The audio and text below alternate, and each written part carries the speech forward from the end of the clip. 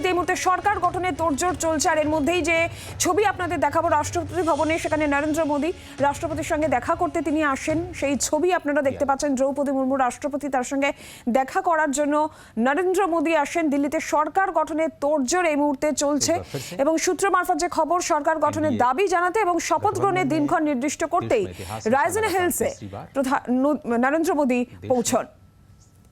আমরা জানবো বিষয়ে আরো বিস্তারিতভাবে। রাজীব চক্রবর্তী আমাদের সঙ্গে টেলিফোন লাইনে রয়েছেন, আমাদের প্রতিনিধি। রাজীব, ঠিক কি খবর পাওয়া যাচ্ছে এই নিয়ে? আর দেখো, কেন্দ্রের সরকার গড়ার জন্য দাবি জানানো আগেই হয়েছে এনডিএর তরফ থেকে। এনডিএর একদল প্রতিনিধি चुनाव में जैसे हम लोगों को भी दौड़ धूप रहती है, मीडिया के साथियों को भी बहुत परिश्रम करना पड़ता है, रात दिन दौड़ना पड़ता है, अलग अलग लोकेशन को कवर करना पड़ता है। तो आप लोगों ने भी बहुत कष्ट उठाया है। मैं आशा करता हूं कि मीडिया जगत के सभी साथियों का स्वास्थ्य अच्छा रहा होगा और पिछले एक आध सप्ताह का जो विराम मिला है उसके कारण भी अब आप फ्रेश होकर के फिर से मैदान में आए होंगे। तो 18वीं लोकसभा, और वैसे भी हमारे यहाँ व्यक्ति के जीवन में 18वीं इसका बड़ा महत्व होता है। एक नए कालखंड में प्रवेश करता है, टीनेज समाप्त करके। ये 18वीं लोकसभा एक प्रकार से नई ऊर्जा, युवा ऊर्जा और कुछ कर गुजरने के इरादे वाली ये लोकसभा है।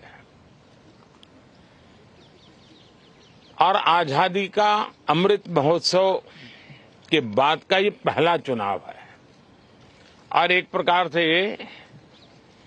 वो 25 वर्ष हैं जो हमारे अमृतकाल के 25 वर्ष है, और जो 2047 देश जब आजादी की शताब्दी मनाता होगा,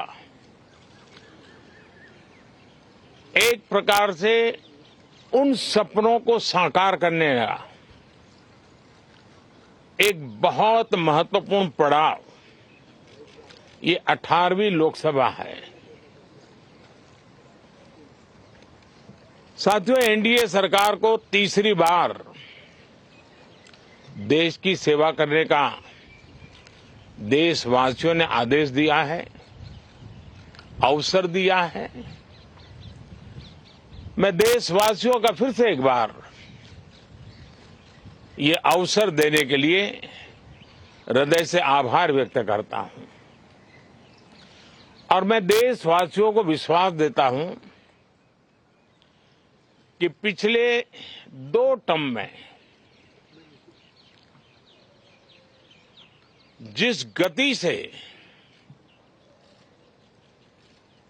देश आगे बढ़ा है, समाज के हर क्षेत्र में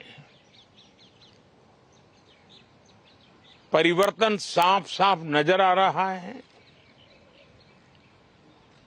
25 करोड़ लोगों का गरीबी से बाहर आना, ये अपने आप में हर भारतीय के लिए बड़ा गर्व का विषय है। और मैं देशवासियों को विश्वास दिलाता हूं कि 18वीं लोकसभा में भी, हमारे 5 साल के कार्यकाल में भी, हम उसी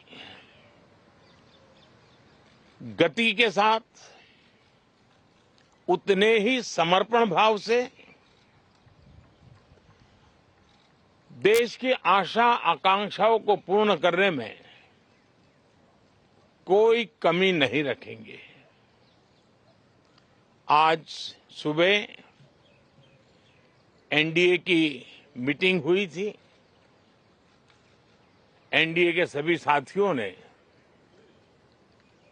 मुझे फिर से एक बार इस दायित्व के लिए पसंद किया है और सभी एनडीए के साथियों ने राष्ट्रपति जी को इसकी जानकारी दी और राष्ट्रपति जी ने मुझे अभी बुलाया था और मुझे प्रधानमंत्री डेजिग्नेटेड के रूप में काम करने एक नियुक्ति दी है और मुझे शपथ समारोह के लिए और मंत्रिपरिषद के सदस्यों के सूची के लिए उन्होंने सूचित किया है। मोटे तौर पर मैंने राष्ट्रपति जी को कहा है कि हमें 9 तारीख शाम को सुविधा रहेगी। अब बाकी डिटेल तो राष्ट्रपति भवन वर्कआउट करेगा और हम तब तक मंत्रिपरिषद की सूची राष्ट्रपति जी को सुपुर्द करेंगे। उसके बाद शपथ समारोह होगा। साथियों, सरकार एनडीए की एक प्रकार से एनडीए 1, एनडीए 2 और एनडीए 3 ये एक निरंतरता है और हमारे संकल्पों को लेकर के, सुशासन के प्रति हमारी प्रतिबद्धता को लेकर के और देश के सामान्य जन के सपनों को पूरा करने के प्रयास के रूप में इस निरंतरता को हम और अधिक ऊर्जा के साथ और अधिक व्यापक विजन के साथ आगे बढ़ाएंगे और समय सीमा में लक्ष्यों को प्राप्त करने का हमारा प्रयास रहेगा। 2014 में मैं बहुत नया था। मुझे अब एक लंबे समय तक इस कार्य का अनुभव मिला है, हमारी टीम को अनुभव मिला है और इसलिए हमारे लिए अब तुरंत ही काम को आगे बढ़ाना बहुत ही सरल रहने वाला है और इस अनुभव का लाभ भी देश की सेवा करने में मिलने वाला है। इन 10 साल के कार्यकाल के दरमियान भारत की वैश्विक जो छवि बनी है, दुनिया के लिए एक विश्व बंधु के रूप में भारत उभरा है, इसका मैक्सिमम एडवांटेज अब शुरू हो रहा है और मुझे पक्का विश्वास है ये 5 वर्ष वैश्विक परिवेश में भी भारत के लिए बहुत उपयोगी होने वाले हैं।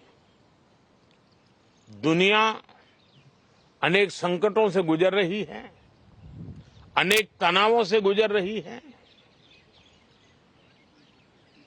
अनेक आपदाओं से गुजर रही है।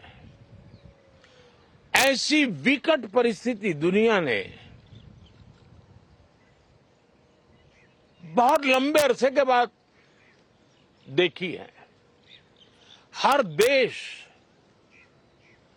इन सारी समस्याओं के बीच अपने आप को बचाए रखना, बढ़ाते रहना, चुनौतियों का डगर डगर पे सामना कर रहा है। हम भारत वाले लोग, हम भारतवासी खुद नसीब हैं कि इतने बड़े संकटों के बावजूद भी हम आज विश्व की सबसे तेज गति से बढ़ने वाली इकोनॉमी के रूप में जाने गए हैं। ग्रोथ के विषय में भी दुनिया में हमारी वाहवाही हो रही है। अब एक स्टेबल गवर्नमेंट मिलने के कारण और परिचित व्यवस्था और नेतृत्व मिलने के कारण दुनिया का भारत के प्रति रुझान, भारत के प्रति उनका आना बहुत तेज गति से होने वाला है। और मुझे विश्वास है कि देश के सभी राज्यों को इसका लाभ मिलेगा। देश की युवा पीढ़ी को सबसे ज्यादा लाभ मिलेगा। विकास के नए ऊंचाइयों को छूने में एक वैश्विक भागीदारी का वातावरण आने वाले 5 साल में बनने वाला है। तो इसी संकल्पों और आदर्शों के साथ हम आगे बढ़ेंगे। मैं राष्ट्रपति जी का हृदय से आभार व्यक्त करता हूं कि एक बहुत बड़े महत्वपूर्ण दायित्व के लिए उन्होंने मुझे निमंत्रित किया है। आप सबका भी दोस्तों बहुत बहुत धन्यवाद। Thank you. বাংলার আওয়াজ, বাঙালির আবেগ, জি 24 ঘন্টা।